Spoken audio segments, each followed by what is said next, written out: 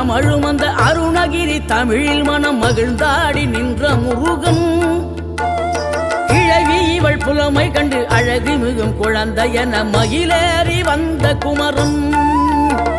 ஆதிசிவன் பிள்ளையன ஆனைமுகன் தம்பி என ஞான பழமான முதல்வன்.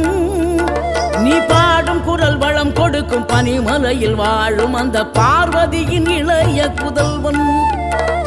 தேனெடுத்து திணை வளர்க்கும் சிறு குருத்தி வள்ளியவள் சிந்தையில நின்ற மன்னவா.